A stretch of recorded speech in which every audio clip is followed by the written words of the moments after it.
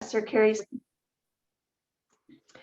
and Dr. Liana Hefner of Northwest Boreal Partnerships and Hannah Marie Garcia of Northern Latitudes Partnerships. I know Carrie's going to join us a little bit late. Liana or Hannah Marie, do you have any opening comments that you'd like to make at this time?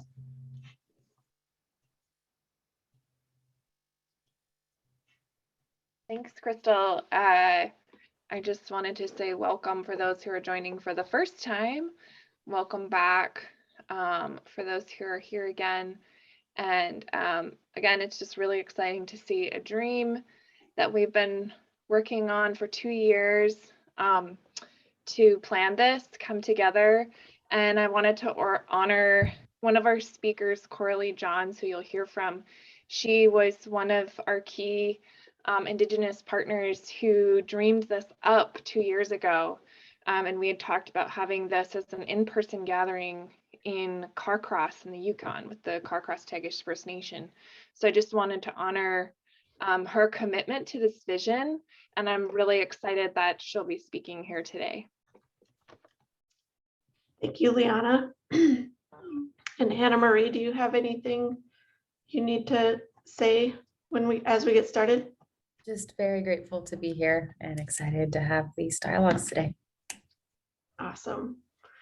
These ladies are amazing, doing all the work, and I'm super grateful to them and their genius work with me.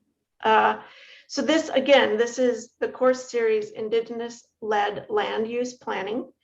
And today's subject is caring for salmon in the context of Indigenous-led land planning.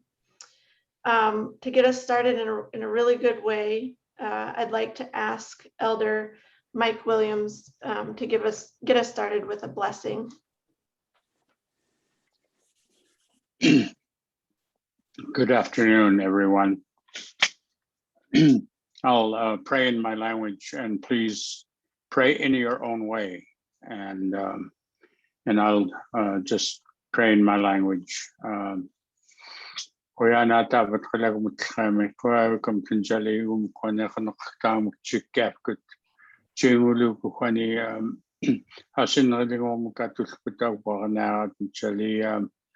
Ukukwani ilaput patata waqsnarat nchalilrit mannakwani iuaqputwani aulukha chali naqnaqsaqputwani pitluku chalilrit qoyawikam kantamakun kamsarnik chali naqnik chali pitaqkamtnik chikkiutuvnik wankuta chali aulukaqkamtnik mani nunamtni qoyawikam kantoy chaqangan pichaqtikut unasu qoyuqputata waqsnaran qoyawkut Jesus anachtum tatakun. Amen.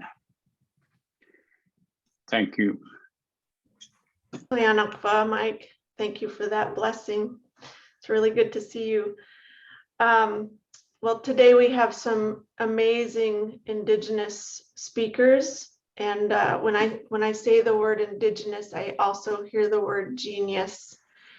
And I'm really excited to hear from leaders on two really big river systems, the Kuskokwim and the Yukon rivers. And the Yukon, of course, spans Alaska and Canada. So for the Kuskokwim, we're going to hear from Mike Williams, and we're going to hear from Kevin Whitworth. And for the Yukon River, we're going to hear from Coralee Johns from Whitehorse, Canada. So to begin, I'll do an introduction for Mike and Kevin, and then when they're finished speaking, I'd like to introduce Coralee to you. Mike Williams is chief of the Yupik Nation in Akiak, Alaska. He's served as the chairman of the Alaska Intertribal Council, vice chairman of the Alaska State Board of Education, and as board member for the Alaska Humanities Forum and the Native American Rights Fund. As a mental health counselor, he is passionate about two things: Iditarod dog sled dog racing and the cause of sobriety. He completed 14 Iditarods and 20 Kuskokwim 300 dog races to promote positive messages of wellness and sobriety to communities along the trails and beyond. He combines his interest in mushing for sobriety, educational opportunities, and healthy lifestyles. He's received the Honor for Sobriety Advocacy Award from the Alaska State Legislature and numerous other awards from citizen groups. Mike also served as chairman of the Kuskokwim Intertribal Fish Commission and is a recognized leader in his participation at the Association of Village Council Presidents, Alaska Federation of Natives, and the National Congress of American Indians. Just a quick reminder to mute yourself if you're not currently muted. We're getting a little bit of background noise. And secondly, I'll introduce Kevin Whitworth to you, and then I'll turn it over to Mike and Kevin. Kevin, and if you can turn your camera on too so folks can see you, that would be great. Kevin Whitworth is currently the interim or the acting Kuskokwim Intertribal Fish Commission Executive Director.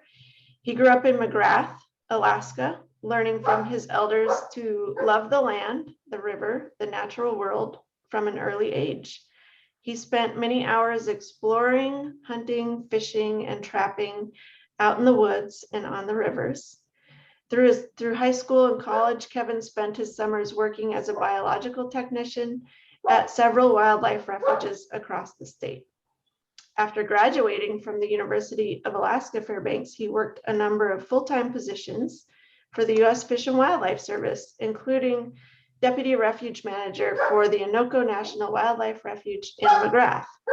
Kevin has also worked for the Alaska Department of Natural Resources and as the Lands and Natural Resource Manager for MTNT Limited, the McGrath Village Corporation. While working for the U.S. Fish and Wildlife Service, Kevin met his wife, Dara.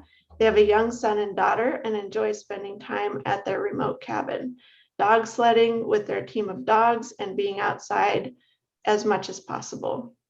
He joined the Bering Sea Fishermen's Association and the Kuskokwim River Intertribal Fish Commission in May of 2018. And with that, we're really excited to hear from Mike and Kevin about the structure, the management structure, the history, and how Indigenous leadership is making an impact for salmon in the Kuskokwim River. Mike? Yeah, good afternoon. Thanks for the great introduction. And I really enjoyed my 15 Iditarods and 29 Kuskokwim 300s and training in between. I think I calculated about 80,000 miles in my lifetime of mushing and being outside in our land and seeing firsthand our lands across Alaska. So it's been an honor to do that. And when I look at all the mountains in the Dena'ina country and the Yukon and then the coast and then up to Nome, I think a lot about things, about our land, which we have owned thousands of years. And we managed our fish and wildlife for that long, ever since we were here, especially when my elders tell me about the stories, about how, where they hunted and where they fished and the history of that. I got the tail end of that great life that we had, and no electricity. We had electricity for 2 hours a day sometimes, and then we had no telephones, no TV, and I just really enjoyed that part of growing up. out in our spring camp, out in our fish camp, out in our fall camp, hunting, fishing, and we're always doing something, gathering our food and from the land and from the rivers. So we just keep that work happening. We were very, very healthy. And the governance and the management of our fish and wildlife was very clear. And we have laws in place how to take care of our wildlife and our fish. So I just wanted to start off with that. When we did the study through Yupik Nation on the traditional Yupik law and governance, we covered a lot and spent a lot of time with our elders and with our communities on how to take care of our fish, when to hunt and when to fish, and all of those things that we need to know to survive in our harsh land. So I'm just really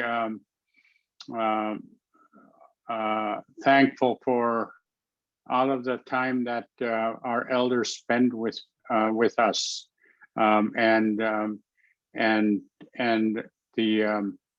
lands that we took care of for thousands of years to keep them pristine and to keep them clean and to have them reproduce all of the wildlife and the fish on our rivers to keep coming back. And we followed all of those teachings, and we learned a lot. So the rapid changes happen with the first contact with the outside world, with the miners and the government workers and the religious folks came in, and that really rapidly changed my life, from observing a good life in those early years of my life. And I've watched and observed for almost 70 years. So I have vivid memories about those changes, and the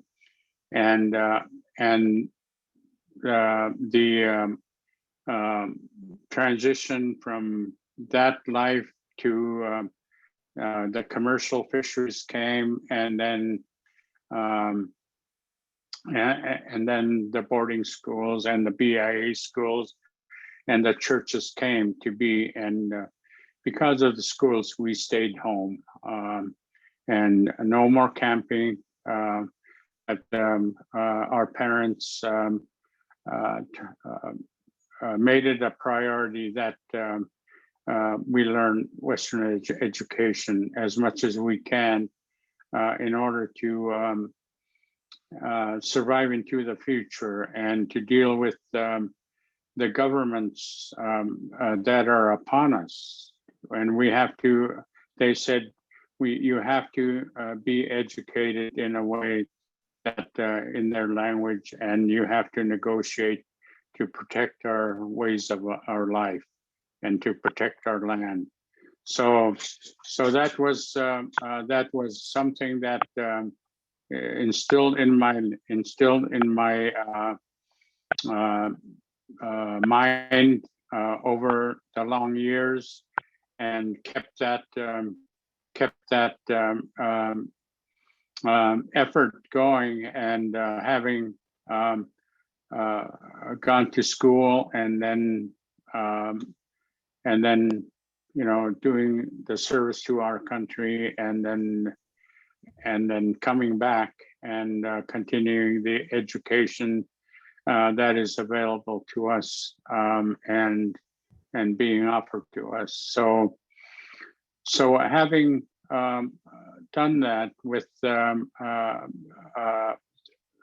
observation of the federal management of our fish and wildlife, and also with the Statehood Act, we observed that changed from federal management to state management, no, from our Indigenous management to federal management to state management.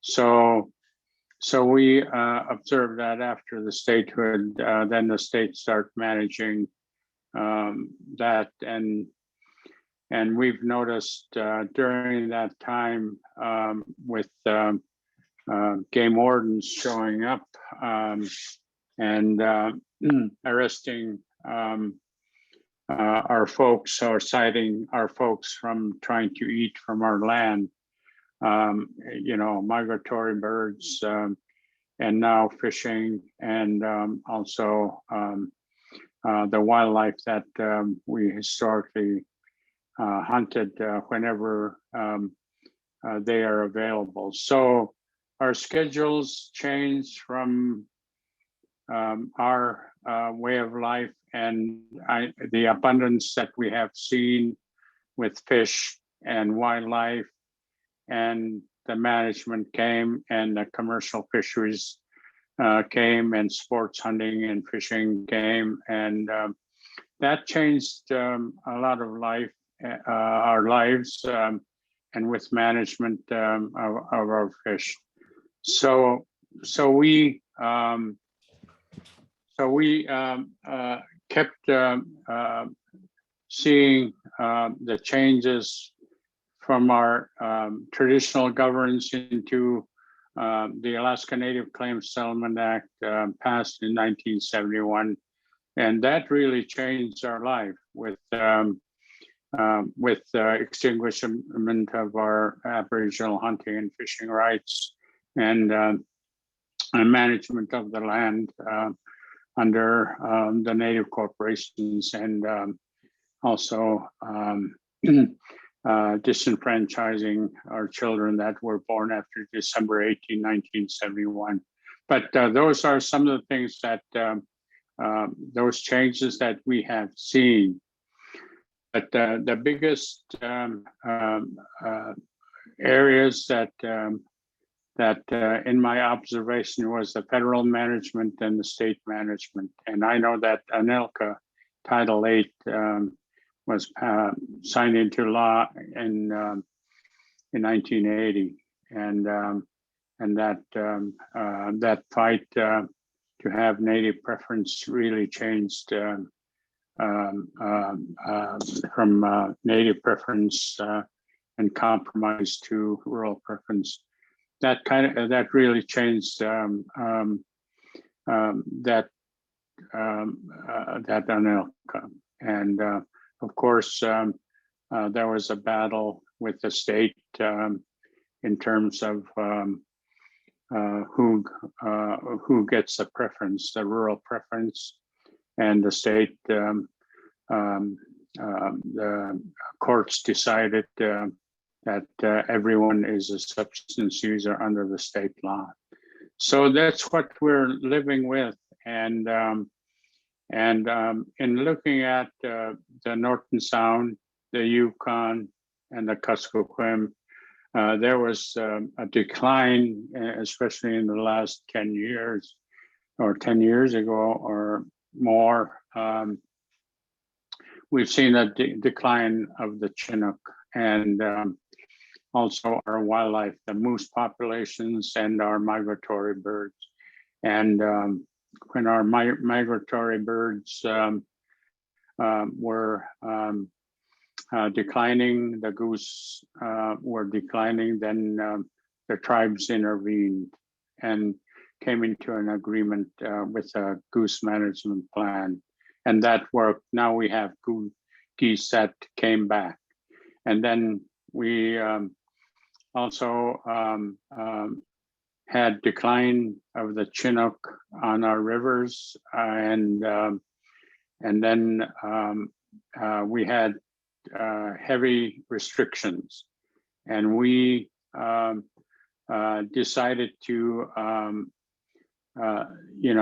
we were pointing the finger at the trawlers, and also the issue of climate change, because in those observations that I had, the climate is changing rapidly and affecting rivers and etc. So I think with the state and federal management, the federal management, when we had Chump crash, took over some 15 years ago or so.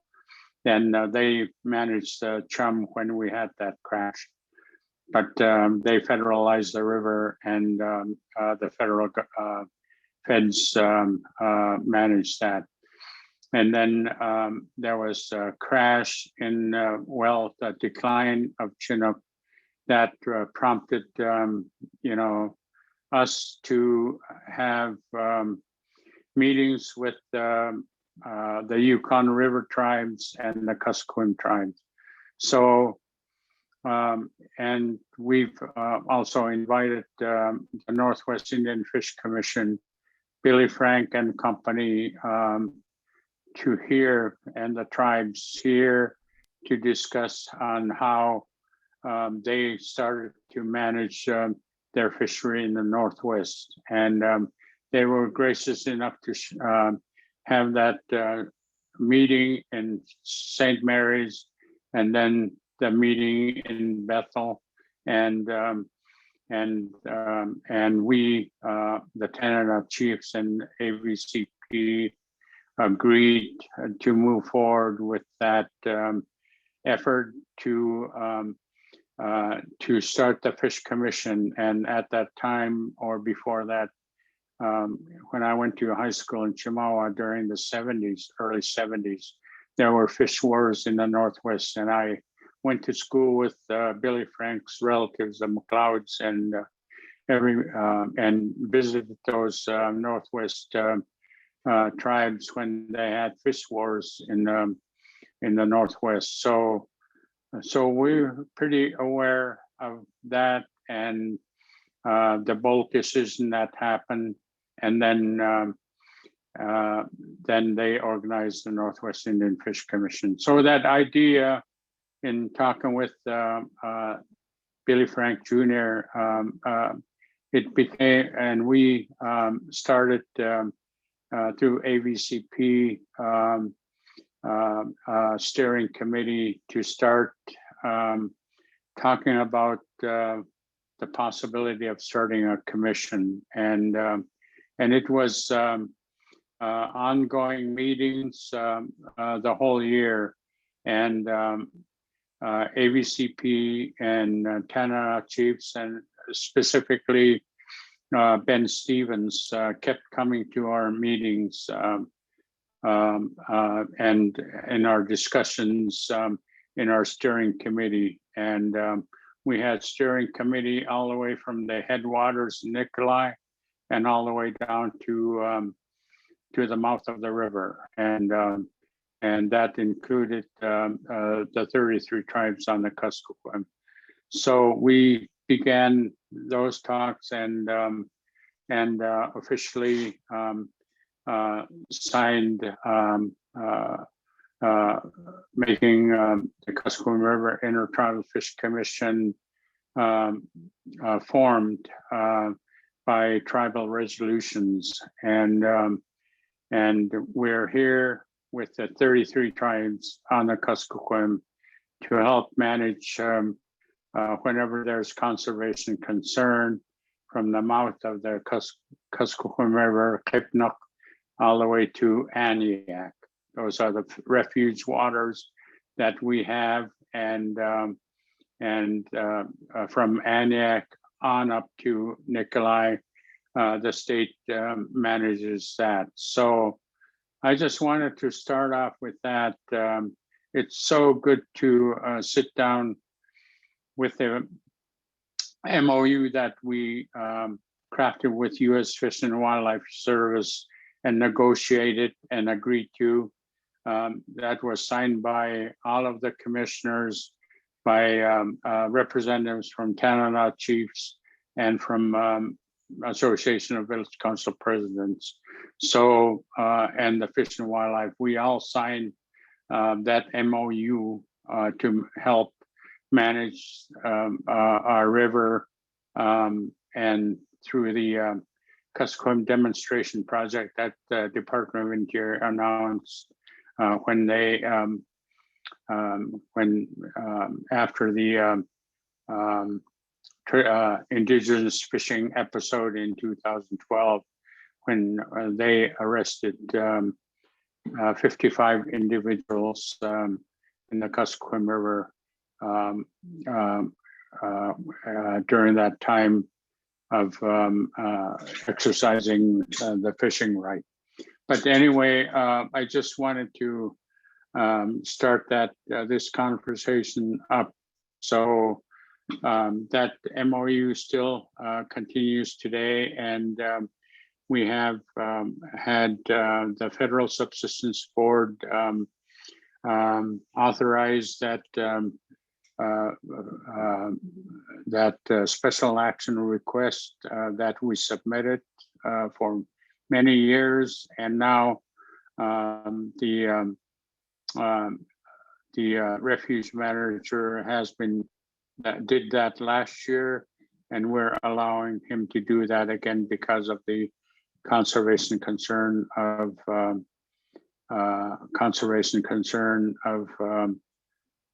the Chinook and also the chum. When I fished for chum last year, I only caught 2 chums also, and usually we catch enough dog salmon to feed our dogs. But anyway, I'm just starting this off, and we continue to work with the Fish and Wildlife Service and also Alaska Department of Fish and Game. And we all have to work together to help manage the fish in a good way, involving everyone on the table. So that feels good to be on the table. Instead of giving advice, we negotiate and make those decisions for the best interest of the fish and our salmon and our people. Keep us healthy. So those are my comments there, Charlene, and I'll turn this over to Kevin for more specifics. Thank you.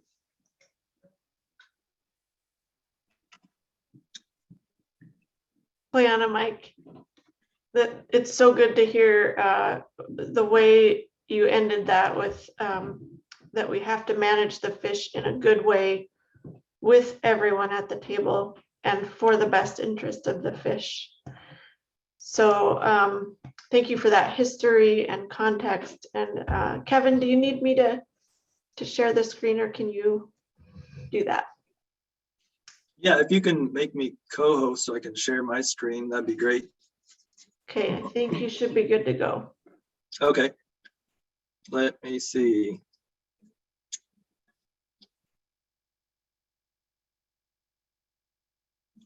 Where's it at? You're gonna have to tell me where to. Go ahead and share it, Crystal, if you don't mind. Okay, I will. You can start with your introduction and I'll get it pulled up. Okay, good. Thank you, Crystal. Thank you, Mike, for the background. Crystal, thank you for inviting me to speak today on behalf of the Kuskokwim River Intertribal Fish Commission. I've been with the Fish Commission for about 5 years, as Crystal said. Great introduction, thank you. And I'm going to get into more specifics about some of the work that we do through our co-management and our MOU that Mike had mentioned, our MOU with the U.S. Fish and Wildlife Service. And I have a PowerPoint here that is up. So as you can tell, Kevin Whitworth, I'm the Interim Executive Director for Kuskokwim River Intertribal Fish Commission. As Mike had mentioned, we've been around since about 2015, not very long. I'm the Executive Director at the time, but this time, Mary Peltola just stepped away as the Executive Director for the Fish Commission. She is running for Congress right now.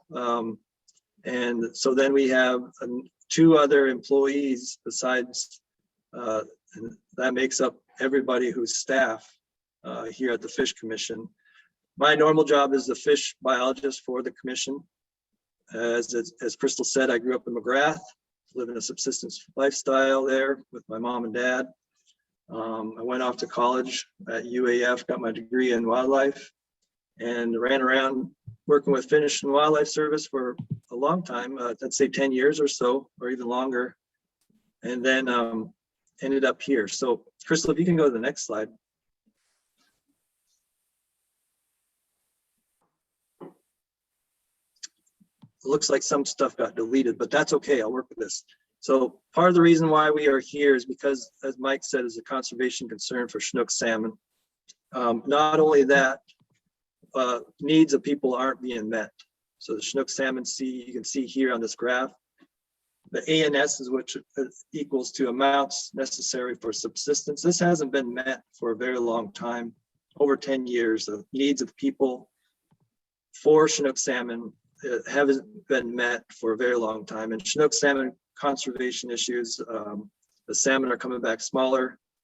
They're coming back very small runs as well. There's a lot of concern here. So also, if you can go to the next slide, another very important reason why we are here is because of the chum salmon run and the crash that we've seen the past couple of years. I'm not going to get into the specifics here. This just really shows how drastic the crash has been here on the Kuskokwim. I think Yukon is very similar with their Chinook and chum runs, but also one of the main reasons why we are here now with this MOU, we have co-management with Fish and Wildlife Services. The people wanted to be heard.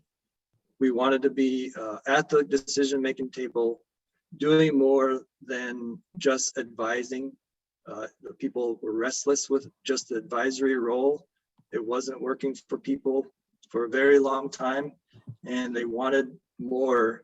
And when the conservation concerns for these two species had come up, people really wanted, especially in the river, wanted more of a voice. We can go to the next slide, please.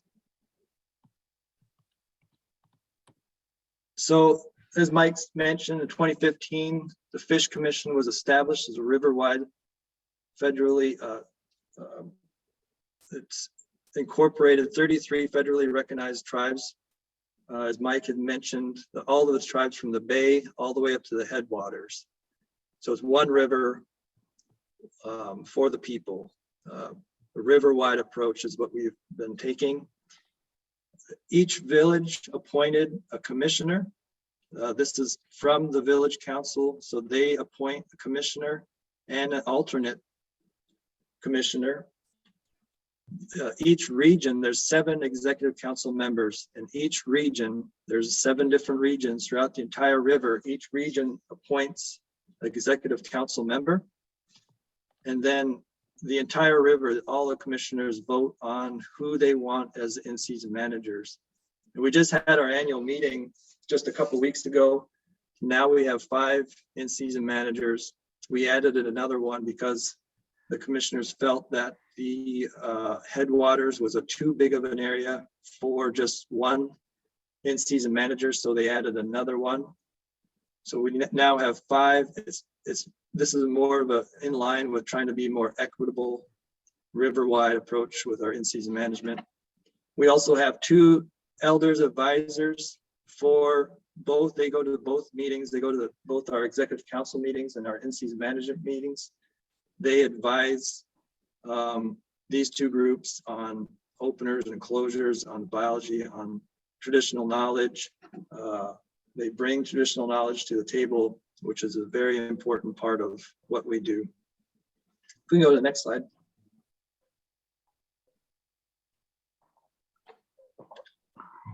Okay, some of this has been cut off on the left-hand side, but that's okay.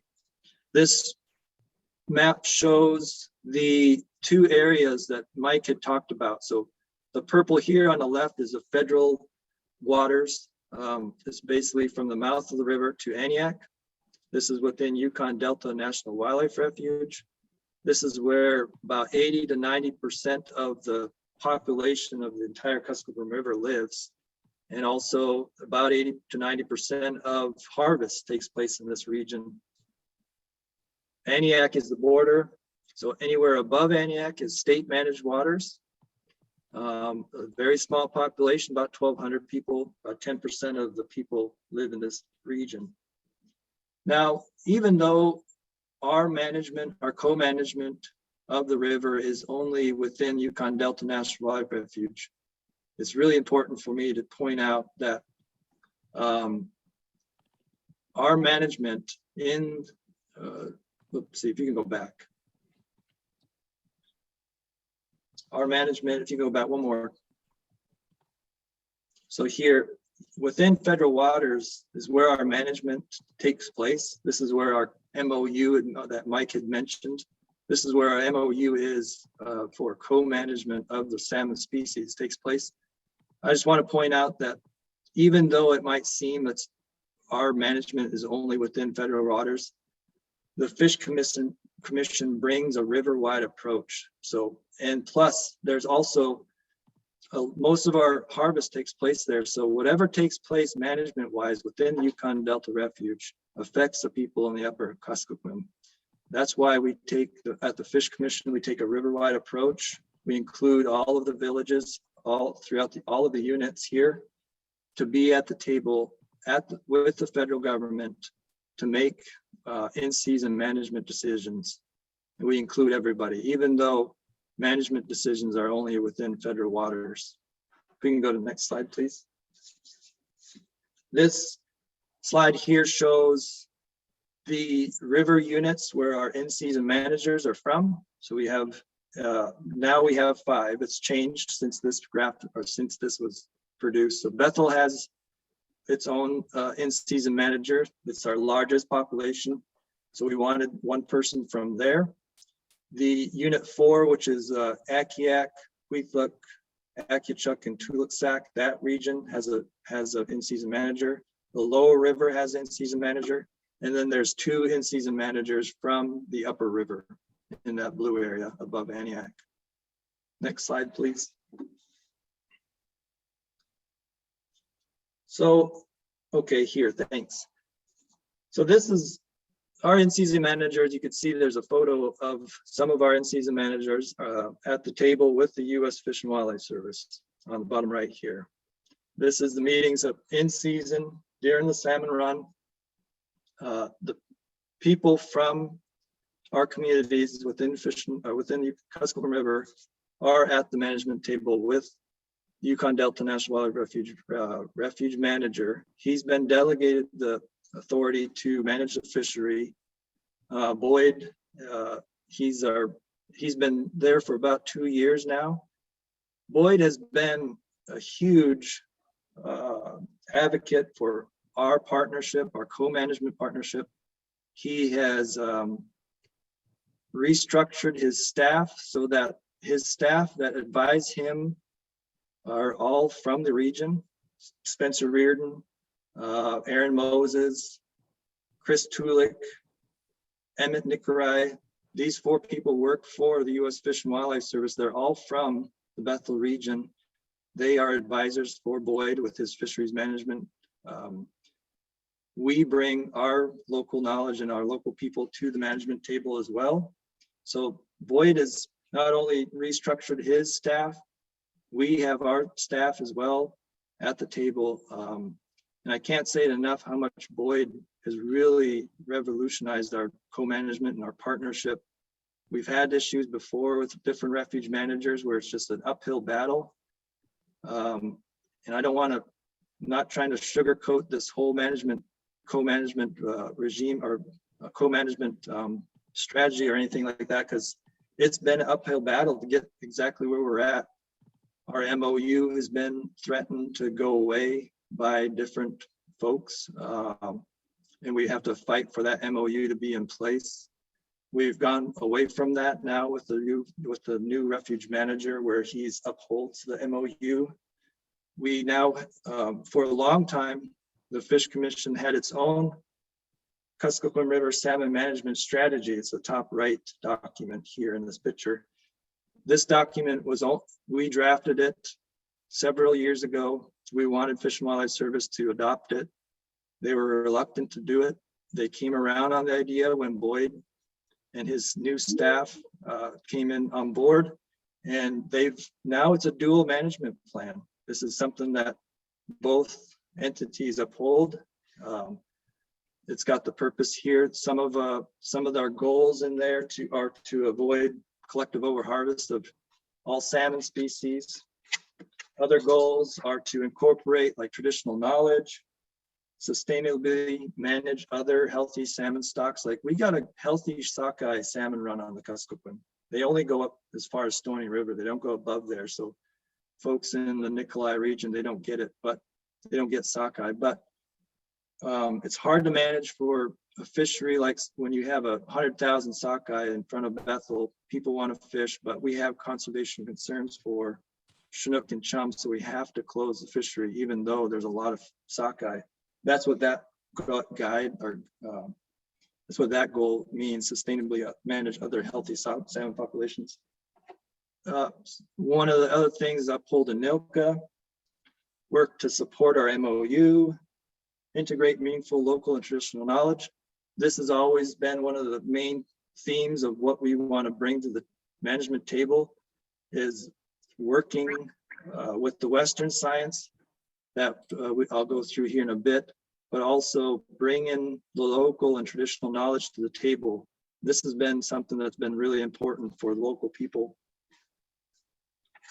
And also strive to allow for some harvest. And within, even though we have conservation concerns, these people need to eat. They need to pass their traditions down to the younger generations. We're trying to do what we can to rebuild, but also we have to keep in mind that these people rely on these resources. So we're trying to allow for some harvest. And that's the balance that these in-season managers are trying to work with, is trying to manage healthy stocks, trying to manage some opportunity for fish as well. You know, the data that these in-season managers use, it normally was data that was coming from the Fish and Game Office and their assessment packet. We took that assessment packet, incorporated our data, and took that data, and we came up with we now have our own assessment packets that we provide to our in-season managers. It's the bottom left here is basically we call this our dashboard. You can see this in the medical field with the COVID concerns and stuff like that. They do this sort of dashboard picture, and it's basically, so Bethel test fish data is a left-hand column there. In the middle it says Bethel sonar data, community-based harvest monitoring. I'm not going to get into each data point, but what we try to do is come up with an idea of what the run is looking like before we decide on an opener. Incorporating local and traditional knowledge, looking at all of the data sources, trying to summarize it all into what our picture is best telling us. And you can't do it real precisely. I mean, the sonar might say 100,000 Chinook salmon out there, but the Bethel test fish is saying something else. Community-based harvest monitors monitor the fishers aren't catching what they usually catch. So you have to incorporate all of the data. What is that telling us? What is that going to tell us if we can afford another opener or not?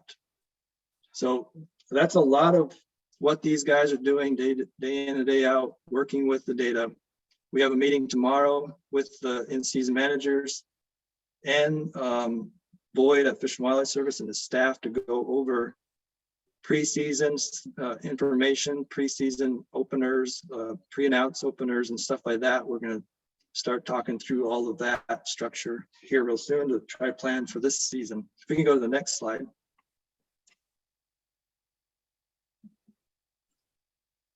So this was one of the projects that we do. I'm not going to get into all the projects that we work on. We work on Quethuk Weir, we work on Takotna River Weir. There's other projects that in the future that we're looking at trying to do, like using drones, eDNA. We have the Quethuk River Screw Trap project, but those are all projects that we're working on. This is the most important project, I think, in season. It's a community-based harvest monitoring project. So we know last year we hired 9 harvest monitors from 5 lower river communities. 540 in-season interviews were collected. After each opener, we would interview folks, ask them what they caught, how long were they fishing. All of this information goes into a huge database. ONC does a bunch of interviews at the same time. And also Fish and Wildlife Service does aerial surveys during each opener. We're taking all of this data. Something that I'm leading is we take all the data and then come up with harvest estimates after each opener.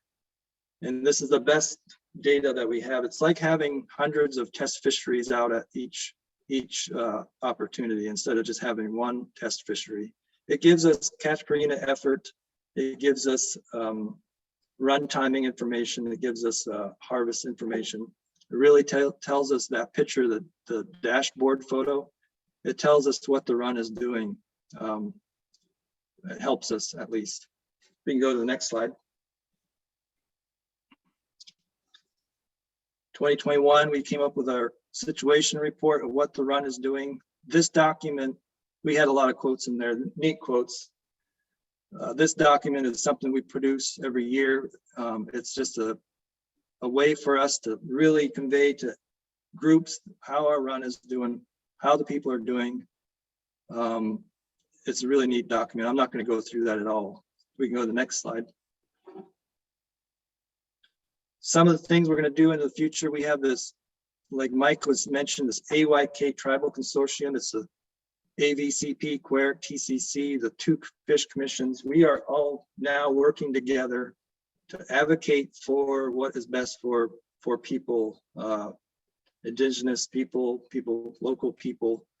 Not only is the commission working just as a one entity, we are all now working together to advocate for what's best for the people. Pushing North Pacific Fisheries Management Council, for instance, working with Federal Subsistence Board, all of these entities, Board of Fish, these entities, the five I mentioned, we are all working together to try to do what's best for all of us. Other projects within document Indigenous knowledge, strengthen our partnerships with Department of Interior, Commerce, and then expand monitoring projects. Those are future things. If we can go to the next slide. So this says thank you. I don't know why it's not saying, but couple things. Since we've now are at the table co-managing, doing more than just being an advisory role. The tribes are doing more. They're doing. I feel that this structure now is it's more equitable.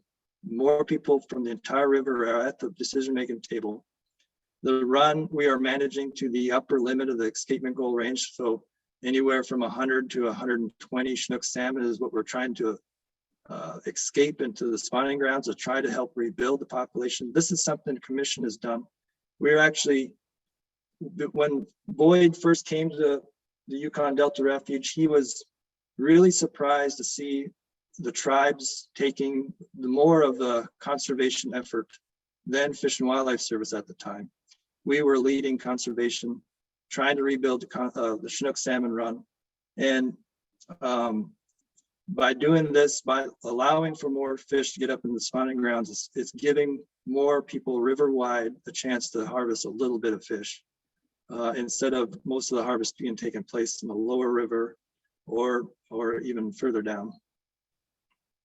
So the future, just, what does the future lead, or what are the other future things that we could do with this structure? Mike had mentioned history-wise that, this system used to be Indigenous led, and people locally used to manage their own fishery. It went to the federal government, went to the state government. We're seeing a little shift now with this co-management and the MOU that maybe we're going back to a federal tribal led management regime or whatever you want to call it. But who knows, someday our goal is to be river-wide, Indigenous led Chinook salmon, chum salmon management on the river.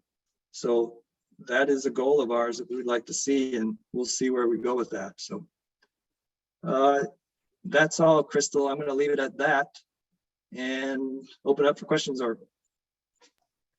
So awesome. It's so exciting. And for the folks listening, I encourage you to put some questions in the chat or just raise your hand. I know Mike and Kevin may need to jump off the call shortly. So if you have questions for them, now is the time.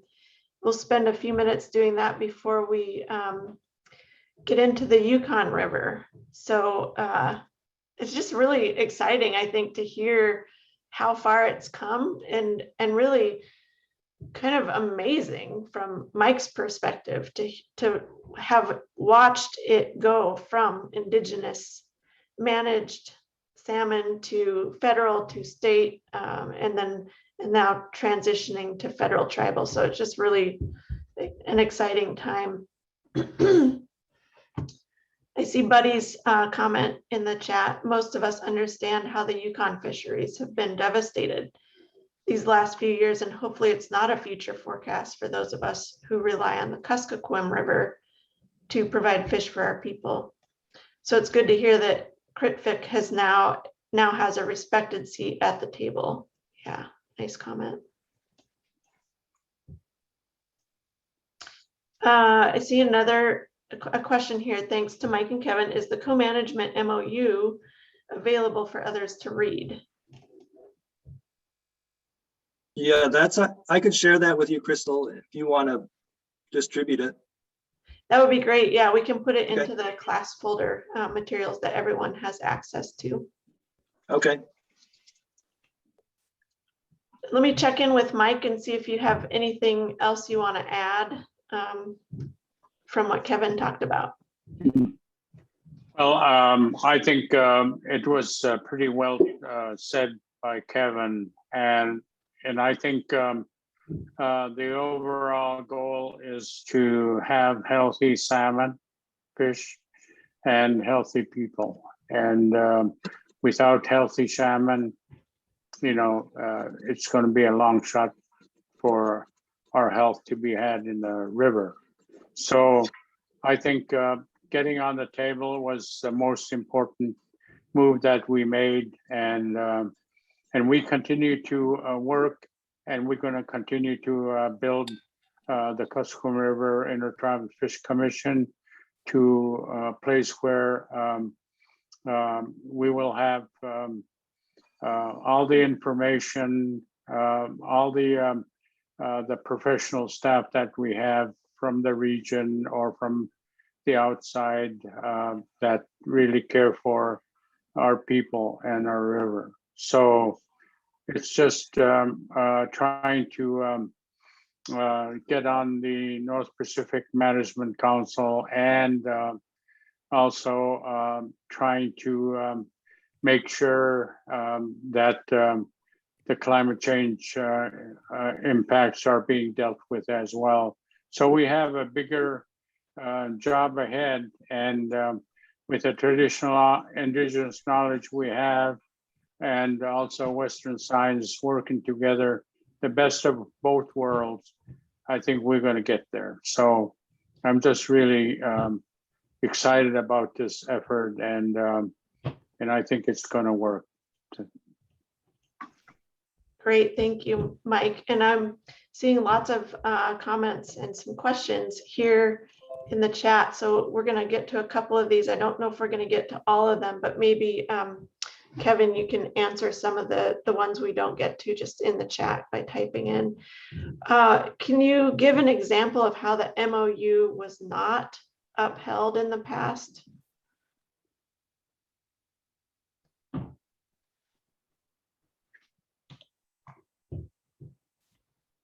Mike, you want me to answer that? I think the MOU has been upheld to the best of our ability, because it's an agreement between U.S. Fish and Wildlife Service and the Kuskokwim River Intertribal Fish Commission, and that agreement MOU is the guide to help manage our fishery with respect to the U.S. Fish and Wildlife and the Kuskokwim River Intertribal Fish Commission. That MOU is meaningless when the river is not federalized, and when the Federal Subsistence Board does not approve those action requests from the tribes or from the refuge for conservation concern. And the reason why we are on the table is because of the conservation concern. So I think that MOU is one of the best agreements that we've crafted, and I think so far the Fish and Wildlife Service has upheld that MOU, and you know, we have to continue to negotiate and to implement for the best interest of our river. So Kevin, you can add to that. Crystal, could I ask to respond to, do you see much difference of opinion in management within Fish Commission local communities? Yeah, go for it, Kevin. Instead of writing it out, I was starting to write out, but then anyhow, so that's a really good question. So even within our executive council and in-season management group, commissioners throughout the entire river, people locally, there's always going to be a little bit of difference. There's going to be a difference between individuals, people wanting to more openers or less openers. It's not an easy job. Co-management with Fish and Wildlife Service, it's not easy. And a lot of it is because there are some differences. There's differences upriver compared to downriver in the bay. But one thing that the Fish Commission we bring is this river-wide perspective. And whenever we have our in-season management prep meetings, is we strive for everybody basically compromising, or it's a consensus, and we always strive for consensus. So for instance, we were talking about one of our management strategy goals just a few days ago, and I thought it was going to be real controversial. It ended up everybody had a consensus vote. So yeah, there's a lot of differences, but one thing the Fish Commission is trying to do better is trying to be more river wide and bring a river wide perspective. And also one thing that I mentioned it before, I'll try to be brief here, Crystal. One thing that this conservation voice that the Fish Commission brings, that is something that really has blown a lot of people away, because river wide, people want to recover the fishery. That's what they want, and that's our goal. So as long as we keep that one goal in mind, that's where our consensus comes from. Yeah, thank you for that, answering that toughest question there. I think, you know, I think for years there has been an effort, I think by two governments that have different policies to split the people on the river, but we kept everybody together, and we have to be together. You either because want it that or you fish, don't. I'm not playing games with you. because that fish does not know if it's federal waters, if it's state waters. That fish doesn't give a damn about it. So you know, it's the fish that we need to take care of, all the way from the mouths to the headwaters. And I think we're starting to we've come a long way working out our differences and coming into consensus. And we try to put that language in there because as Native people, we have, you know, we can't hardly do split winning by one vote. That's splitting the people, and very unhappy 5 votes and happy 6 votes. We don't need that. I don't think our people, we put that in the MOU there that we will strive for consensus in every turn.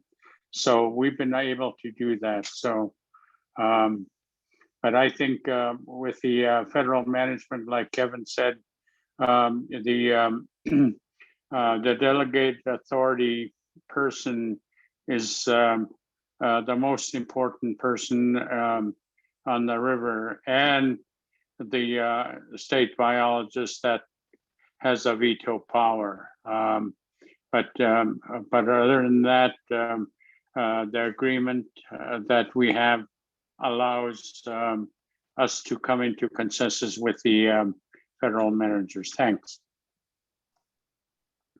Thank you, Mike and Kevin. And it is interesting to note in the last class, on April 7th, we talked about boundaries and borders, and Mike, you mentioned that. And for example, my parents were both born here before Alaska was a state.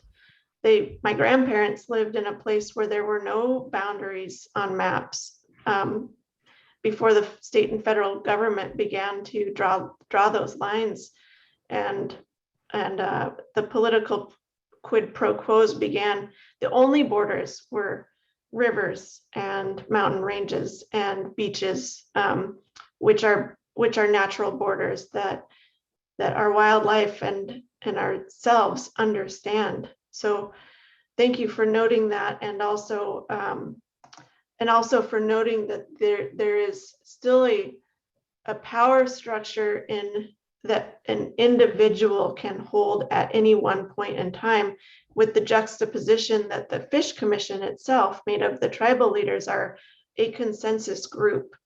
There is no one individual power person in that structure, but there is that juxtaposition between the state and the federal person having some power over what the Fish Commission can have. So it really depends on the goodwill of a person in a position. And right now the goodwill is there. So congratulations. I see all the comments in the chat box, and people are super interested in your story.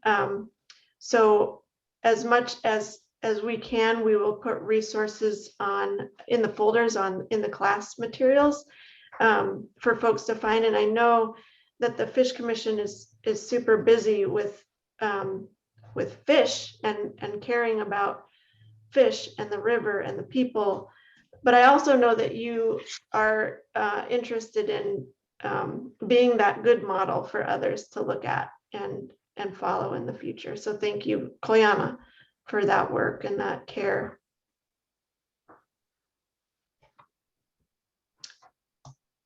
I am going to now. We will. Go ahead. Sorry about that. Thank you. And I think the most important one is your work to put workshops for the federal employees. And we need more of those state employees to go through that cultural sensitivity training and understanding our people. And I think it goes both ways, the Indigenous way of life that need to be understood.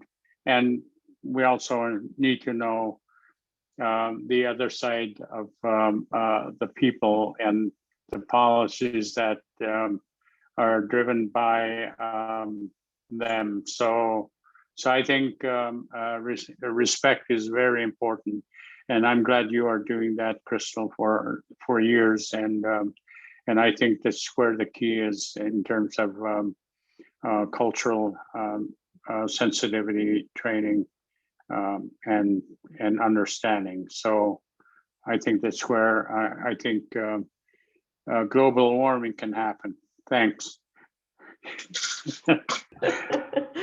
Koyana for that, Mike. I appreciate it. I think we are ready to turn to the Yukon River and talk about the Yukon River. And I want to note that our good friend, Professor Carrie Stevens, has joined us. And in a few minutes, she'll be taking over for me as your facilitator. I have the honor of going to meet our Secretary of Interior today as a little bit of a surprise. And they're having an all-employee meeting where she is here in Anchorage, and Auntie Deb Holland, who is Indigenous herself, is joining us in Alaska to learn about Indigenous ways of life here and other things going on in Alaska. So I'm going to go meet her, and Carrie's going to take over as your facilitator. So thank you, Carrie. But first, I want to introduce you to Coralee Johns, and she's going to be talking about the Yukon River. And Coralee, I'm going to give a short introduction, and then if you will do your traditional introduction, that'd be wonderful. Coralee Johns is a citizen of Ta'an-Quat'an Council and a matriarchal member of the Wolf Clan from her grandmother's homelands south of the capital of Yukon Territory, the city of Whitehorse. Coralee grew up at Lake LaBerge in a reserve made by the Indian Act before the council became self-governing in the early 2000s. Coralee is mother to two beautiful grown sons living their own lives in the city of Whitehorse, Canada. They are professional wildland firefighters and more recently carpenters and information technology professionals. Coralee has worked in the natural resources field of study since high school graduation in 2002. She expresses gratitude for the opportunities Ta'an has provided to follow her career path in fish and wildlife and natural resources conservation and protection across the Yukon Territory and into our Northwest Boreal landscape. So Coralee, take it away. Good afternoon, everybody. Is my audio and camera location good? Yes, looks great, and you sound great. Okay, great. Thank you for the introduction. I think the PowerPoint presentation will bring more understanding of the position that I'm in currently, but I would like to talk and speak about my background and who I am, and the passion and devotion and inspiration that I get for the work that I do today. I grew up at Lake LaBerge in north of Whitehorse. I grew up with my grandmother, Lena Johns, and then my grandfather, Art Johns, comes from the Tagish area, so the Tagish Kwan people, and they are also more inland Tlinkits from the coastal through history and a lot of migration. I took every opportunity to be with my grandfather or my grandmother over the summer seasons, hunting, spending time at fish camp. We'd spend 30, 40 days at Minto Landing here in the Yukon, which is in the traditional territory of the Selkirk First Nation. We do have family that spans throughout the Yukon. They've migrated, they were nomadic. They, our time immemorial of our presence here in the native lands of like the northern communities across Canada, the Yukon the First Nations, Métis, and Inuit people. And so I've absolutely loved the land. I love being out and a part of the land. I have learned so much wisdom, knowledge, respect, and honor from my grandparents in the context of being out on the land, and a greater understanding of our traditional knowledge, the wisdom. My elders, my grandparents are my professors and my teachers. They always have been. As a little girl, that was my greatest position, is being out with my grandparents and learning from them. Trail guiding, fishing, hunting, camping, canoeing, and just the connectedness of our families. In the public schools and education, there was no Yukon history, First Nations education that was provided in our public schools. So a lot of my upbringing, it was the education system, I feel has failed us quite greatly, in the fact that they did not share the knowledge and history of the native peoples that were on these lands and walked these trails and rivers before the settlers came and made the great changes. So I really didn't connect too much into the public schools and the learning system and the academia in that context. My heart and inspiration and guidance was always out on the land, learning, as I'm a visual learner, hands-on, and just being absolutely respectful and grateful for what the land gives us, and knowing that we move with the seasons, we move with the animals, we move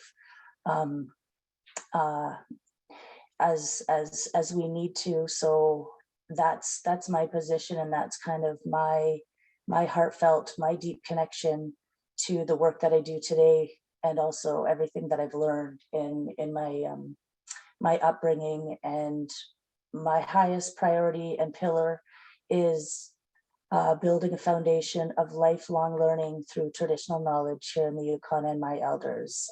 They are my greatest teachers, and I appreciate each and every one of them very much. And so I would like to do land acknowledgements. We are on the traditional territory of my First Nation, Taanquitchim Council, and the Kwalin-Dun. We are in the Southern Lakes region. We have Athabascan history of our First Nation languages here, but also Dene and Inland Tlinkits. And I could start getting into the PowerPoint presentation.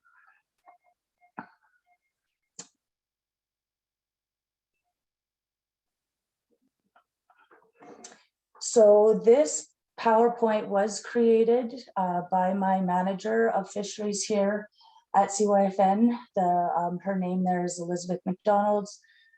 So the Yukon First Nation Salmon Stewardship Alliance, this was built and created over a span of years, and I will get into more detail in the next slides here. But the individuals, because this presentation is being used in a few other contexts and meetings, that there is co-founders and Guided Light by Cheyenne Bradley, Dennis Zimmerman, my manager, Elizabeth McDonald, and then me recently, newly being hired as the fisheries liaison. Next slide, please. The creation of the Yukon First Nation Salmon Stewardship Alliance was a collaborative effort. Fisheries and Oceans Canada, Council of Yukon First Nations, a technical working group that was developed from the Yukon First Nation governments, staff and counselors. That I also see the Yukon First Nation governments as, it's called a leadership meetings that happen, I believe, monthly throughout the year. And that's a major negotiating table of pressing, concerning and successful issues at hand that the Yukon First Nation chiefs deal with, based on communities, concerns, and so forth. And then we've also got Dennis Zimmerman, who was hired as the overarching contractor, and we can get into some more detail with that. The contents here, the background for AAROM. AAROM is Aboriginal Aquatic Resources, Oceans Management. it is a funding source nationwide across Canada. The Yukon territory, I believe they've accessed this funding source once before, but this is probably the second time that the Yukon territory has utilized this funding source. And it was based on the negotiations of the leadership table requesting dire straits of our devastating Chinook salmon run, and what are we going to do about it? So Yukon AAROM creation was CYFN took the initiative to write the proposal and seek funding for a 5-year strategic plan specific to our Canadian origin Chinook salmon in the territory. And from there, the funding source was approved, and they developed a technical working group. This may have happened in 2018, and coming into the present date now, they created the technical working group, which was unified between 11 of the 14 First Nations that are self-governing. They all had a say at the table. They all brought their wisdom, guidance, advice. They supported the creation of a 5-year strategic plan for the Yukon First Nation Salmon Stewardship Alliance. They've built activities around it. They've guided priorities of seeking out elders' wisdom, traditional knowledge, right to youth outreach, youth mentorship, youth summer hiring in the context of work efforts around Chinook salmon restoration and enhancement projects through each of the First Nations or within our new unit at YFN SSA. The Canadian Mountain Network, Salmon Knowledge Hub, and the annual Salmon Ceremony and Gathering is another partnership that is putting money into the funding pot to build on creating a Salmon Knowledge Hub, which is newly established, I believe, within the 2021. And then they took the initiative to host an event for an annual salmon ceremony and gathering. That happened at the end of February 2022. Unfortunately, I did not attend because I was just in the hiring process of this position now. And for the Canadian Mountain Network, there is funding to support some projects also. So it's a big branch of projects, partnerships that I will definitely get into a little bit later. Next slide, please. Background on Aboriginal aquatic resources and oceans management. So here's the timeline. Launched in 2004, over the span of 10 to 15 years, 18 projects or funding. Funding, I guess, initiatives across BC. 11 in Atlantic Canada and Southern Quebec, 5 in northern areas of Northwest Territories in Quebec, and 2 national organizations. Core funding from Fisheries and Oceans Canada. So they're another project partner, and they are at arm's length providing expertise, advice, and guidance at any time. Supports Indigenous groups to grow and maintain aquatic resources and oceans management departments. And this would be supported. Oh, so this is like one of the technical pieces from the funding source AAROM that's basically looking at the Indigenous groups and helping them support, grow, maintain at aquatic resources management level. Thank you. So these are some of the the project partners, I believe. And I just want to bring to light that I have run through this presentation. However, I am still learning my role and the whole new unit at CYFN. So forgive me for being a little, well, I guess not so knowledgeable on a lot of the aspects here, but these are some of our project partners, I believe. Next slide. The AAROM program objectives: assist Indigenous groups in acquiring administrative capacities and scientific technical expertise to participate in aquatic resources and oceans management. Encourage the establishment of collaborative management structures that contribute to integrated ecosystems and watershed management and planning processes. Enhance existing collaborative management structures where appropriate. Facilitate sound decision-making in advisory and or other processes related to a number of areas of DFO responsibility. Strengthen relationships through improved information sharing among Indigenous communities, DFO, and stakeholders. Contribute to the federal government's broader objectives of improving quality of life and Indigenous peoples.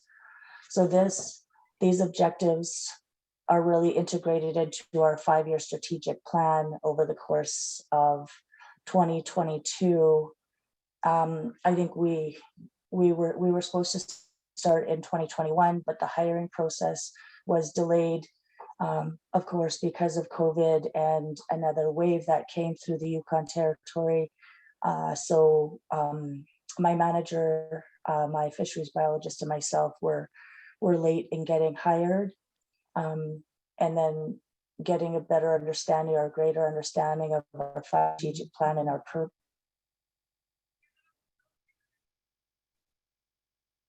designed to support is more or less these objectives within our strategic plan. Next slide, please. Typical AAROM department. So typically providing funding for 3 positions, which I had mentioned. So fisheries manager, fisheries biologist, and communications administrative. The fisheries liaison, which is my position, is the communication administrative.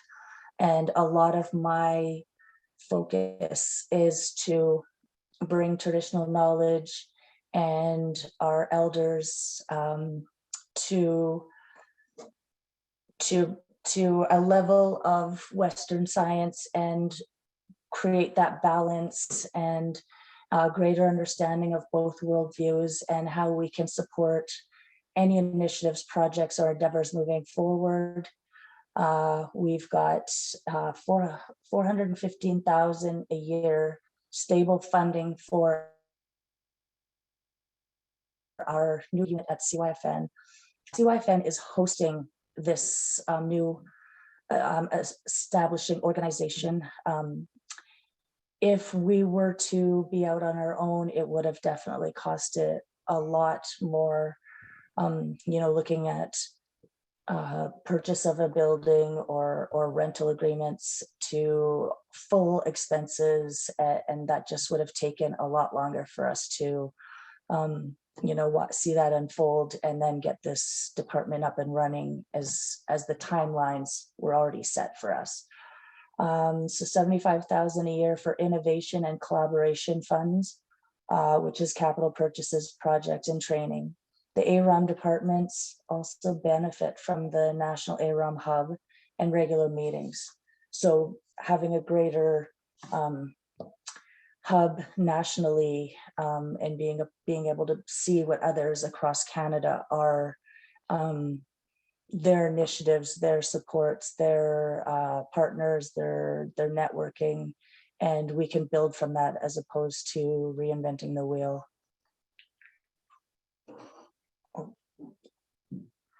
Ready for the next slide.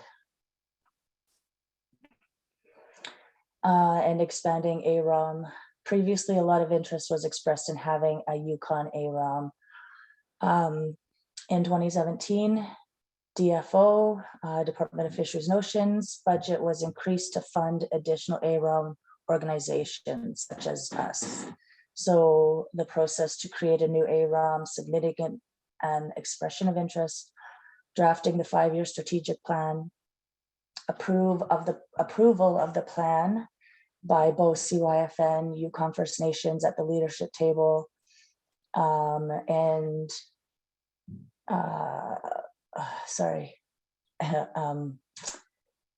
CYFN, the leadership table for all the chiefs, and then Fisheries and Oceans Canada are the 3 initial building blocks of this this new unit. Implementing, and then us following up and implementing the plan as it sets out. Next slide, please. So this is the documentation here. The Yukon AAROM, March 2019, CYFN submitted an expression of interest.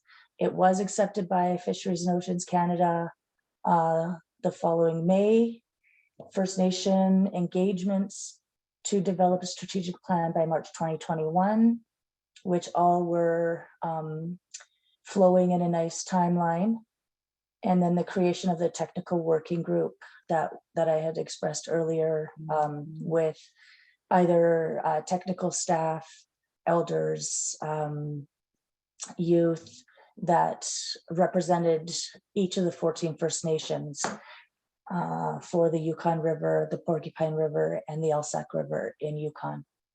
The strategic plan focused on salmon, but will expand to include other fish and aquatic resources in the future.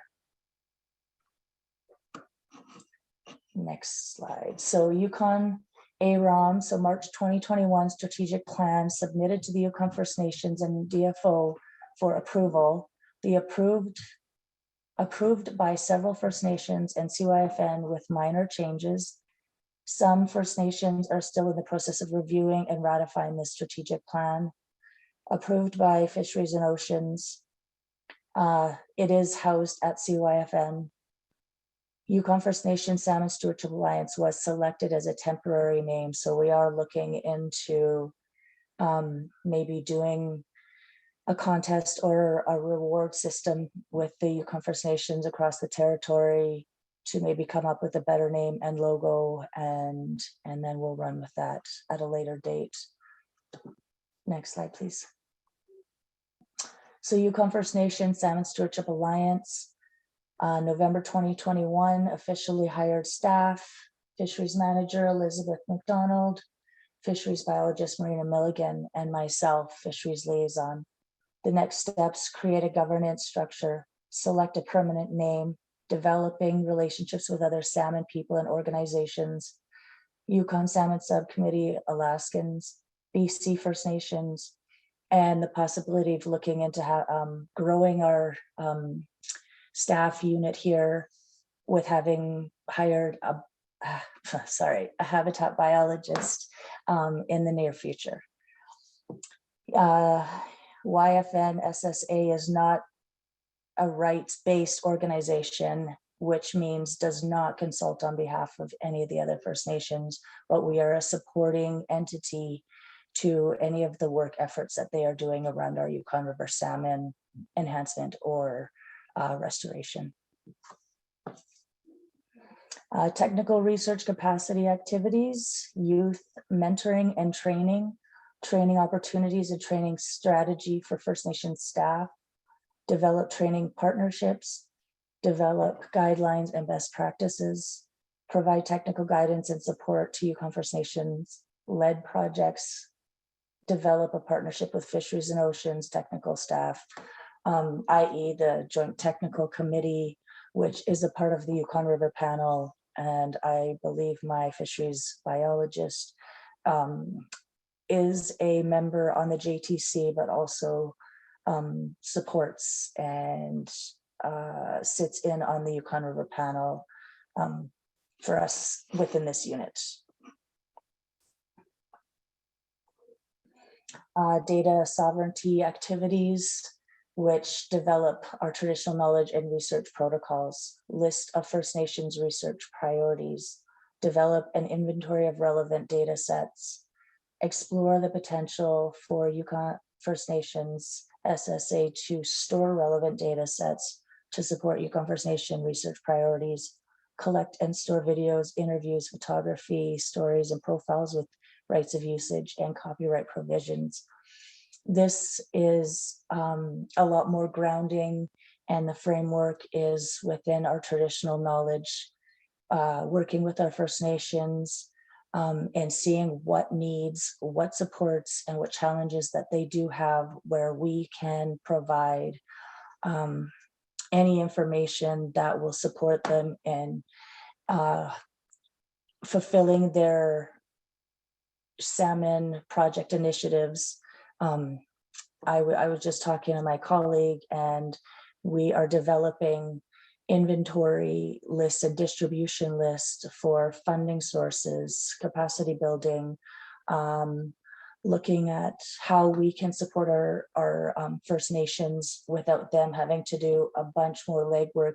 We can provide that valuable information to them offhand, and then get them the supports that they need to move along with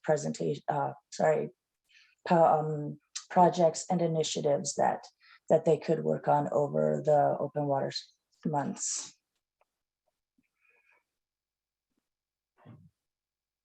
So communications, engagement, and outreach activities. Develop the communications, engagement, and outreach strategies. Identify a suitable First Nation name to replace the YFN SSA. Establish a communications platform, including visual identity and branding, website, social media, newsletters, public relations, and media. Develop partnerships and collaborative communication. So a lot of this work is where I come in with the First Nations and what their needs are. And if they come across any challenges, that I am there to support them 100% in whatever avenues. We do not set the agenda, the Yukon First Nations do. They are the drivers, and if there is any support that they need, and upon request, that's where we step in and provide any advice, supports, and I mean, depending on who's doing any salmon restoration work this summer, that's, I think, where we will focus most of our time this year. Stock restoration activities. So she's outlined, establish a stock restoration working group from within the technical working group members. So I guess this is a little bit new to me, so I don't have all of the answers, but developing another working group, based on stock restoration projects that have happened in the past, current, and may be able to give guidance for future projects in the stock restoration. Establish multi-year stock restoration planning and a project cycle. Support Yukon First Nations on their individual stock restoration projects. And that's where we'd probably be doing site visits based on the invitations that we get over this summer with our First Nations. Develop a centralized inventory of First Nation driven stock restoration projects, reports, and data. So we'll have that information in one central hub within our department, or the Yukon Salmon hub that we newly established as well. Develop a best practices and how-to guide, facilitate information exchanges, and increase collaboration between First Nations. Establish Yukon First Nation metrics for success. Identify opportunities to leverage funding for projects current and new projects that might be of interest within each First Nation. Aggregate data from individual projects and develop a strategy to scale to the watershed level. Next. So just, I believe some of these photos here are represented from the salmon ceremony and salmon gathering that happened in February 2022. So TK, our traditional knowledge and Indigenous worldview activities, to host an annual salmon ceremony and gathering, support the Yukon Salmon Knowledge Hub, develop and implement two-eyed seeing approaches, provide mentorship opportunities to First Nations youth. Next slide. This season, site visits to First Nations projects as a supporting role, First Nations visit to help identify potential salmon projects for this year and the coming years over the 5-year strategic plan that we do have. Participate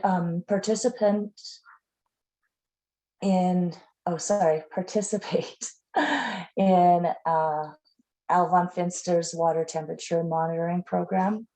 Al von Finster, if you don't know him, he was Fisheries and Oceans Canada for many years, but now a solo consultant and has worked for many years throughout the Yukon Territory on water temperature, surface and groundwater. And there's a lot of data that this individual has gained, and we hope to have that knowledge accessible for all once we start working with him.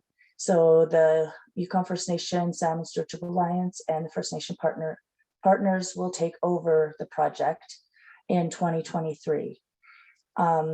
There's also another partner, Natasha Ayu. She's a PhD candidate on creating a more detailed strontium isotopes for the Yukon River. When compared to otoliths, we should be able to map habitat used by juvenile Chinook. This project is, I think it's been running for 2 years based on her PhD completion, and she will be looking across the full length of the Yukon River. So we will get and gain a lot more information with her based on salmon and freshwater fish.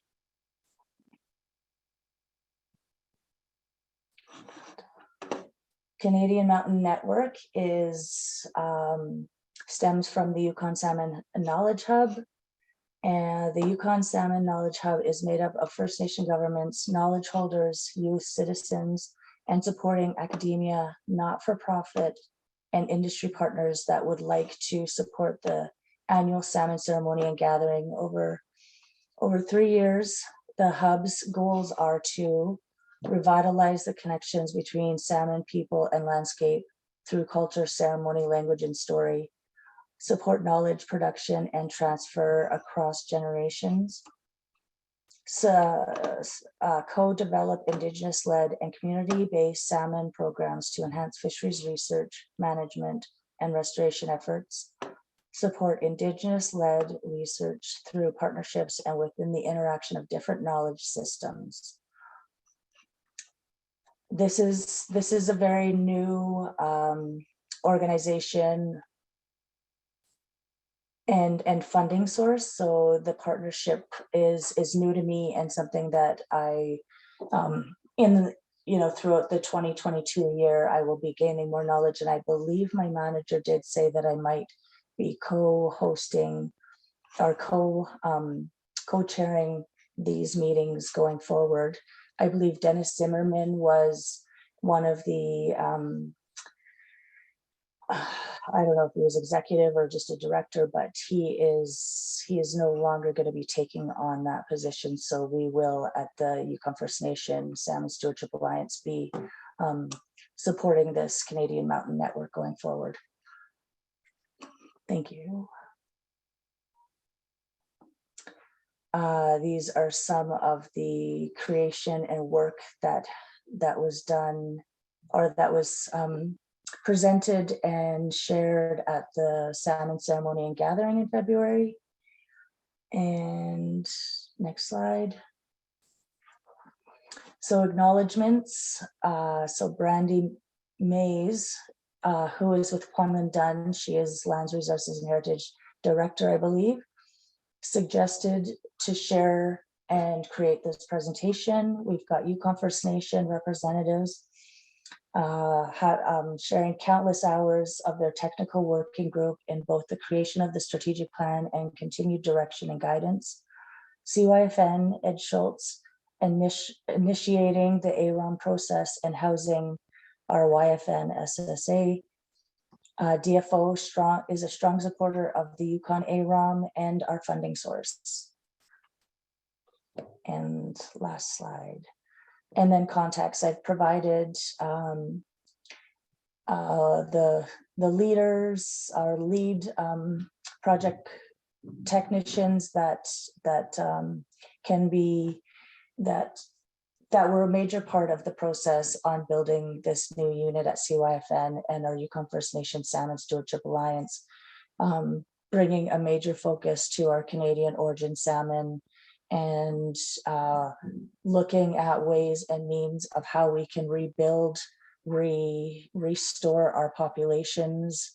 And I hope to be able to work closely with all of you across the border. And if we can keep those relationships and dialogues open and share some of our data that's invaluable, that could really build on our strategic plan as well. Thank you.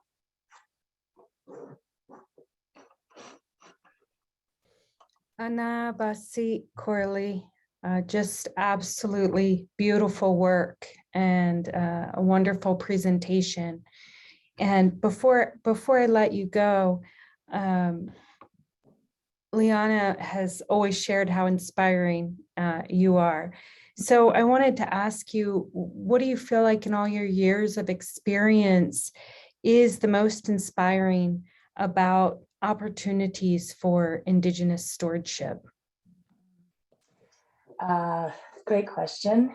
I love sitting with my elders, learning from them, gaining so much wisdom and heritage, respect and honor, being out on the land. And, you know, I actually took the time this morning to watch the recordings from April 5th and April 7th. So listening and hearing the wisdom and the respect and honor and the inspiration that everybody's shared already, and being out on the land, you know, that's where my heart is. I rejuvenate, I ground myself, I become a better person.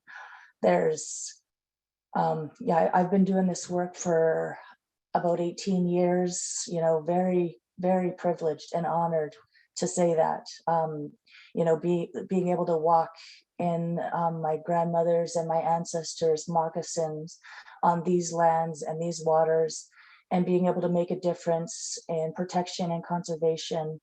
So really it comes down to me sitting with my elders, getting a greater understanding of what they saw, what the challenges or concern is, and then their guidance and wisdom is really what brings a lot of our projects to life. I had the honor to basically lead and run the Fox Creek Chinook salmon stock restoration project.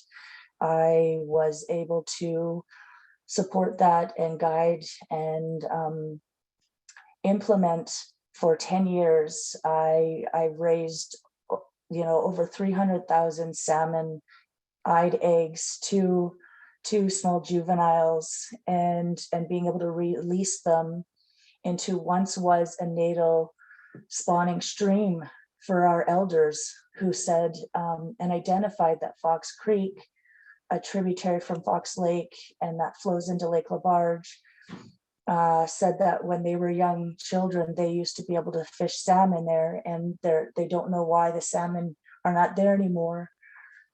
So we rebuilt and regained that knowledge and was able to put salmon back into the heart of our traditional territory. That project is still underway, from it stemming and building and coming alive since 2006. So it's really been blossoming, and I'm really proud to be a part of that.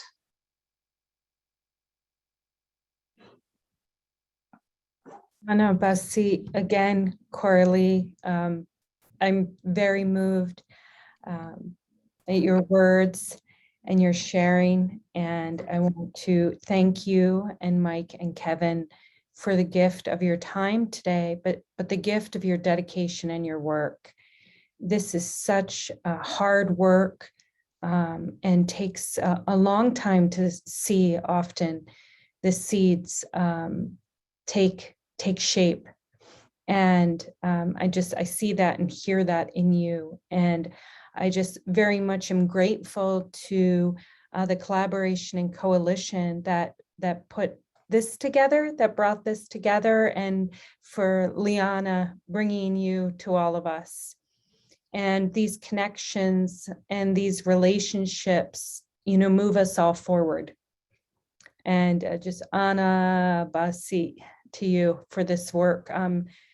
So moved, and apologies to everyone on the session today for our juggling as facilitators. I joined a little bit late, and here at UAF and the Trothieta campus, we're having a technical scientific meeting on drivers and diversity of Chinook salmon and Arctic Yukon Kuskokwim region focus. And so many of your colleagues are here at UAF, and I met several of them this morning, as well as Stanley Najutli, who's going to share with us on Thursday. And I told him I was heading off, and he said, Coralee is brilliant. And so, all the love in this never-ending work. So just Anna Basi to you and to Mike and Kevin as well. They were in the session this morning and had to leave and rush here. And so it's just so synergistic, all the work that is occurring right now in this Indigenous-led movement, and seeing it come to fruition is a beautiful thing.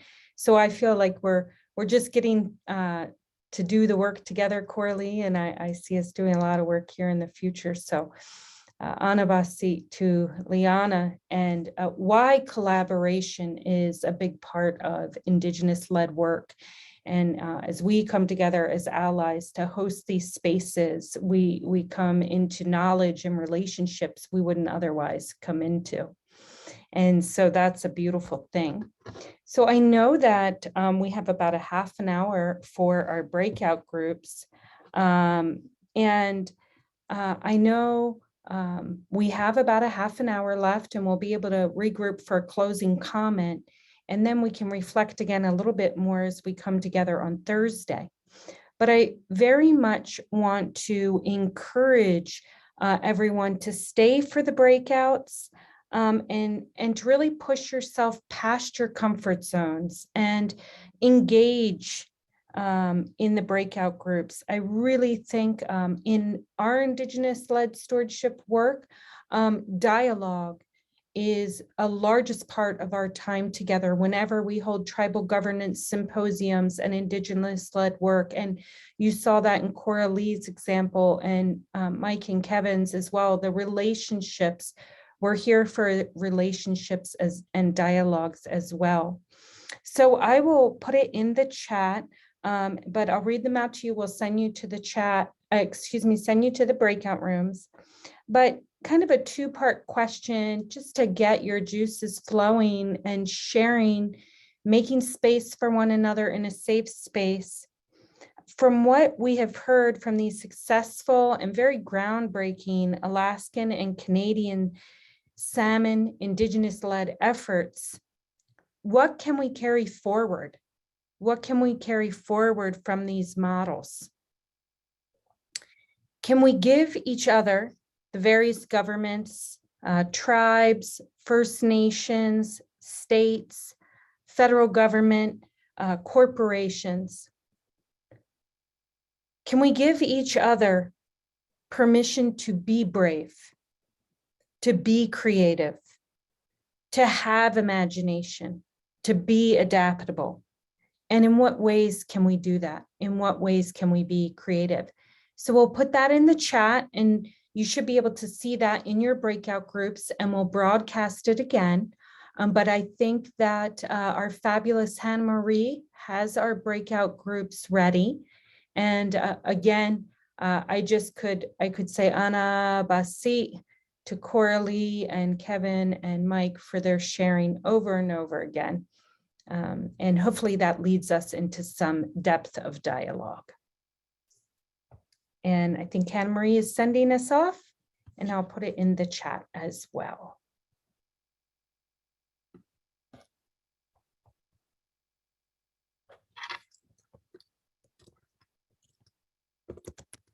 You should get a prompt for the breakout groups.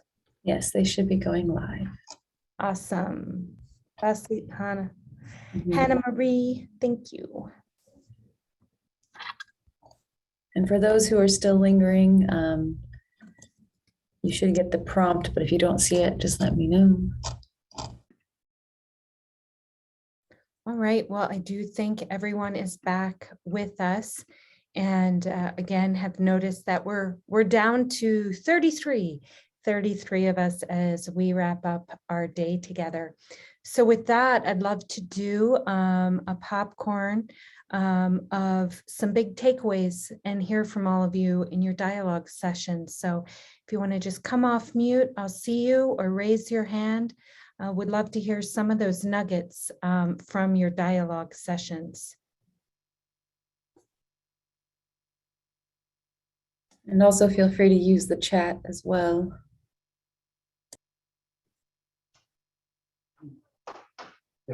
You're open.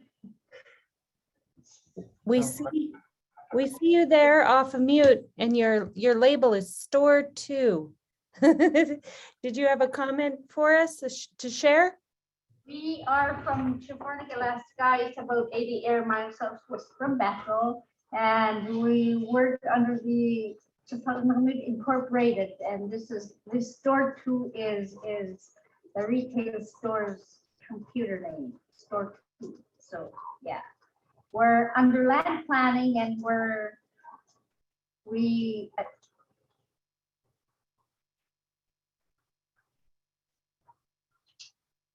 joined this course because of the title land use, and our studies are land use sharing with state of Alaska under city of Chevornik, and the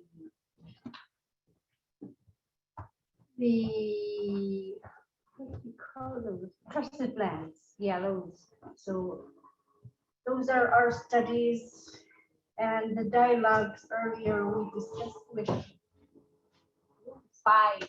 We had technical difficulties with group 7, so somehow we jumped into group 5. And we talked. What's your dialogue? Dialogue is about land planning and the dual management of our resources, and to strengthen our partnership with each entity, and to preserve and be the stewardship of our land that we occupy in this region. So the dual management by the federal and the state to conserve the fishes and the mammals that we consume in this state, that we can have a better documentation of our indigenous knowledge, and to strengthen the partnership with all agencies involved, and to collaborate, and to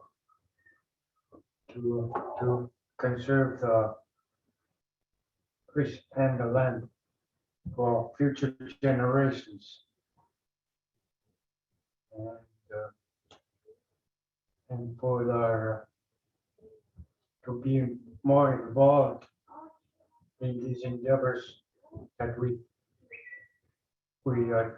communicate through each agencies to understand how we as consumers, land planners, will plan for our future generations to come.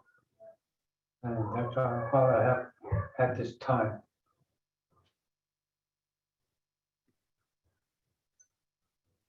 Asi, Koyana, Koyana, thank you. It feels so good to have Chifornak in the room, and I feel huge. I feel huge with our spread and our girth here as a group, and it's quite overwhelming and phenomenal. So thank you, Koyana, for sharing. Yeah, Koyana. Yeah.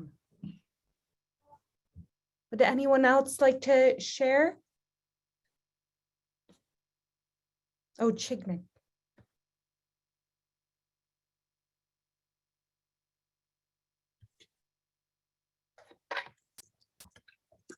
I know you have some gems out there. Everybody's shy. I was in a room with Tony and Mike, and Tony and I talked.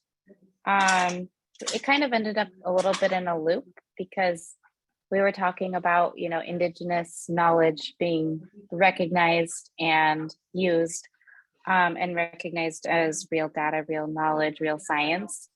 And so we kind of got in a little bit of a loop talking about also recognizing spiritual connection to the land.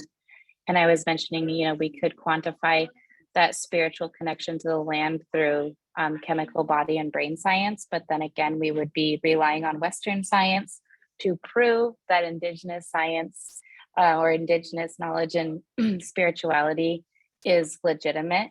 So that was kind of one of the loops that we got in. But we did discuss the fact, of course, that the states need to be recognizing tribes. All states need to recognize tribes. Of course, the federal US government needs to, but the Canadian government also needs to recognize tribes and especially the border tribes, but all of the tribes that are affected by anything that happens in Canada, and have a proper consultation process, and not just a consultation process, but a co-management process. And I'm trying to think if I didn't really take notes, so I was trying to think of if there was anything else that I missed there, but that was a big one, is how do we get that science and that knowledge and that spirituality properly recognized as something that's as legitimate as Western science, or in my personal humble opinion, even more legitimate than Western science, so that we can really bring all of that knowledge to the table, and not negate traditional knowledge and experiences. Goodness, Chish, Hawa, Marina, for your sharing and your leadership. I always get absolutely so emboldened and energized by all of the young, amazing leaders. So with that, I think Marina and Tony hit on some really amazing themes to round us out. And I want to respect and honor everyone's time as we come up upon 4 o'clock. Is the systems approach to the work, that it's so much more than just working within Indigenous-led land planning efforts, engaging in Indigenous knowledge and engaging in systems that recognize tribal governments and First Nations cross-border, and cross-border accountability is so important across everything from the far Arctic down to the islands of Southeast is so important and critical. So thank you, Marina and Tony, for sharing that. And in my mind, one of the pieces as we continue to lean on Indigenous knowledge bearers and recognize them, we have 2 Indigenous honorary doctorates occurring next week here at the Trothieta campus. One is Mike Williams Sr., who spoke with us today, and the other is Sarah James of Arctic Village, two very long-term tribal stewardship advocates and Indigenous knowledge bearers. And I feel that as we lift them up, as we recognize them in this Western context, it also validates Indigenous knowledge everywhere. So there are those of us within these academic institutions very much working to center, uplift Indigenous knowledge, and as a very equal knowledge system. If not, again, as Marina shared, more breadth and more depth and more years of knowledge embedded there. So I want to really say Anabasi, Koyana, Gunishchish, Hawa, to all of you for giving your afternoon to us again. Thank you to Crystal Leonetti, who is meeting Auntie Deb Holland right now, Hannah Marie, Liana, our collaboration to make this all happen, and all of you. So we will see you on Thursday. We're very excited for Thursday, and our guest speakers focusing on the Canadian context, which I learned a lot from a comparative analysis with Alaska. And then next week, also moving into some amazing doers from Canada, the Arctic, and Southeast. So again, so much good information sharing and networking. So always encourage your colleagues and allies to come and stay through dialogues and build those relationships. And we're halfway through our class together, our time together. So I'll hang on the line. If Liana and Hannah Marie have a minute, we'll hang on the line in case there's any questions or comments. But again, we're just past 4, so want to honor all of your time today. Good. Ana, Basi, Koyana, Hawa, Gunishchish. Thank you very much. Thank you. Thank you. Thank you. Tish. Thank you. Thank you. I love the dentalium earrings that I saw today are amazing.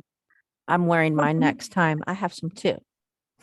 Beautiful. I got them in Whitehorse. These Nice. are Lynette Frank. She's Benti Minto, and she's on Facebook, Instagram, and she and her husband Nice. are really raising their kids in traditional ways of life, and they're a young family. But she is a very amazing artist who does not give herself enough credit. So That's beautiful. One of You my know, prides and joy is the caribou tuft stuff that I have. I love those so much.